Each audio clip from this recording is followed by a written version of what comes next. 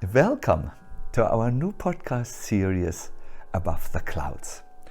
We will discuss here each Sunday morning essential teachings from the Bhagavatam that contain principles that we can immediately apply in our life, and in this way lead a Bhagavatam-inspired life.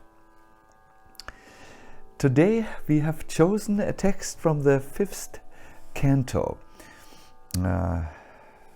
chapter 19, text 24, which informs us about 3 essential points that we can import into our lives and then see that we lead a spiritually inspired life. I'm quoting, "An intelligent person does not take interest in a place, even if that be in the topmost planetary system, if the pure Ganges of topics concerning the Supreme Lord's activities does not flow there, if there are not devotees engaged in service on the banks of such a river of piety, or if there are no festivals of saṅkīrtana-yajña to satisfy the Lord."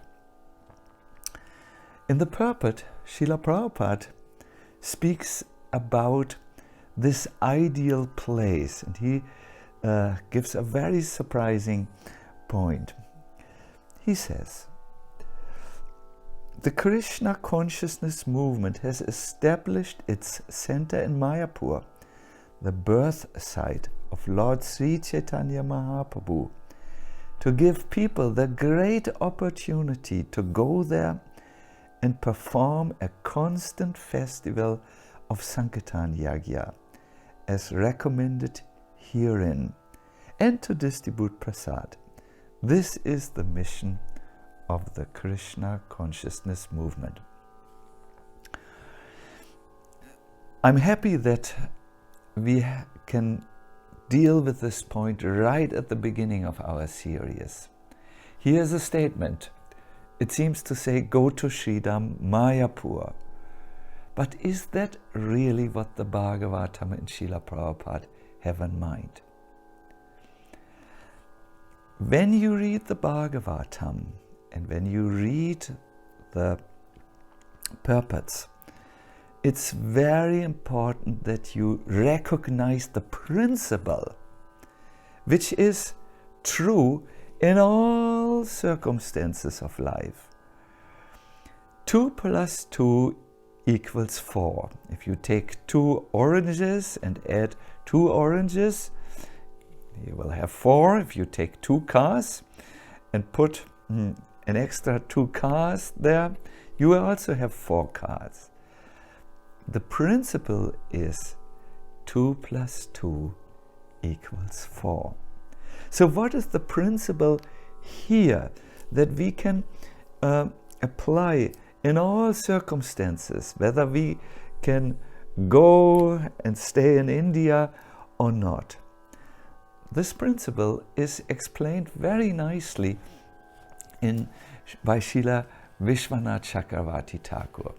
He says, an intelligent person concludes as follows: in life there should be the nectarian topics of the Lord, and there should also in my life be persons who depend on the Lord, devotees in other words, who take shelter in these topics.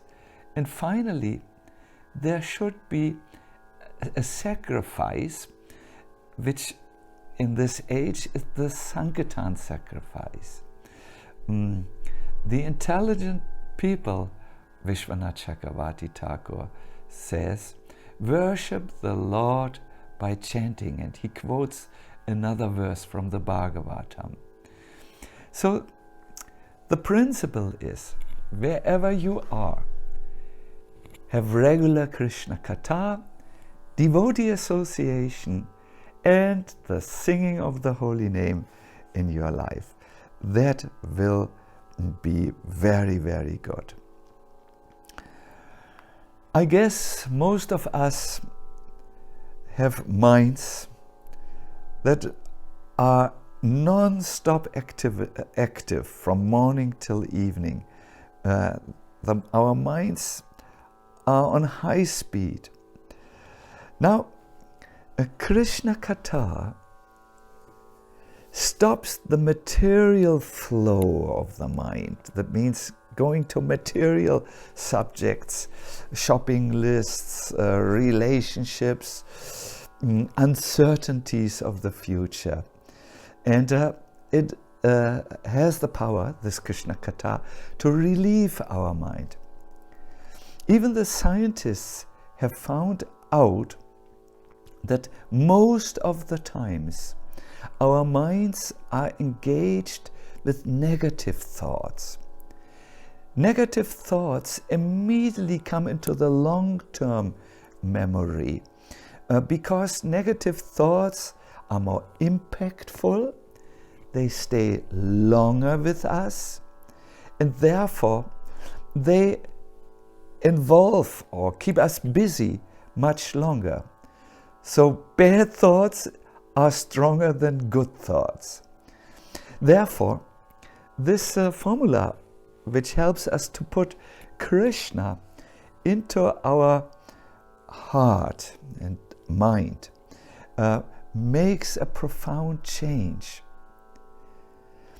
Even the scientists have found out when you dwell on positive thoughts, in other words, stay with them a little bit longer, keep them and hold them in your heart a little bit longer, then and only then these good thoughts can also go into our long-term memory, into our unconscious mind, into our whole personality. So formulas like the Bhagavatam offers us, where we are engaging for a good amount of time with Krishna, are necessary. There's an old saying, a good day is a day when there is Krishna Katha, and a bad day is a day when we do not hear anything about Krishna. The devotees have also this hidden power of bringing our thoughts directly in contact with Krishna. It's therefore important that we discuss with the devotees those subjects which we cannot discuss with other people. Let us recognize the unique value of devotees in our life. They have dedicated their life to Krishna, and therefore they can talk about the path that leads to Krishna, obstacles and how to overcome them. They can give us tips on this, and in this way bring Krishna into our mind. And the last item, the chanting. The name or holy name is Krishna, and when we chant the Lord's holy name, we are in contact with Krishna immediately. There is a thinker, Pierre de Chaldong. I don't know if I express it with the right French accent. He said that this bringing God or Krishna into our mind will be a significant and historic moment in the life of mankind. He says, someday after we have mastered the winds, the waves, the tide and the gravity, we shall harness for God the energies of love. Then, for the second time in the history of the world, mankind will have discovered fire. This is the gift of the Bhagavatam, to get towards love of God, to absorb ourselves in love of God. This is the purpose of the human form of life.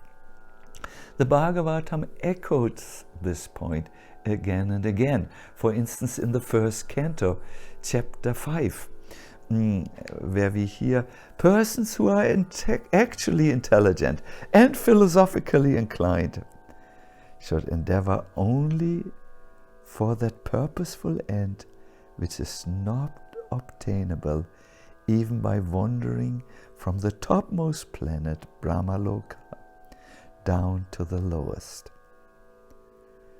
I would like to share something very personal with all of you. Each year, for 25 years now, I was going to Vrindavan to enter my own personal retreat, where I would chant more and read more. Last year was the only exception since a long time, because I could not go due to the present situation in the world. So on that year, where I want to talk with you about, I had a serious physical problem that needed to be removed by surgery eventually. The pain was so great that it was not possible for me to focus on the chanting. Always my body would say this pain, give these painful signals, pain, pain, pain, pain, pain. Then I discovered my greatest friend.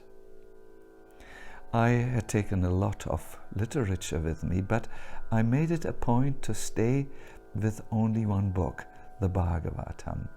And when I read the Bhagavatam, I discovered fire. In other words, I became so inspired, my mind went away from this absorption in pain, pain, pain, pain, pain, and really absorbed and focused itself on Krishna. Afterwards, the chanting was also much, much easier and went very nicely. So I would like to suggest now an exercise for the coming week based on this verse. The exercise is each day take out at least 5 minutes of your time and read about Krishna, Krishna-kathā. Next thing, call a devotee and discuss with the devotee things that you can only discuss with devotees, not with other people. Make it, in other words, a spiritual talk. You can even speak about things that are confidential for you. And the third exercise is improve your chanting. As we said, the holy name is identical with Radha and Krishna. So as you chant, remain aware that you are in the presence of Radha and Krishna, and keep them in your mind. This will help you to stay above the clouds. I will end with a quotation of Srila Prabhupada on this. He says, "Keep yourself always in the bright sunshine of Krishna consciousness. When you go by plane, above the clouds, you will find simply sunshine, no darkness. In the same way, material existence will disappear. You will be above it without being affected. That is the process."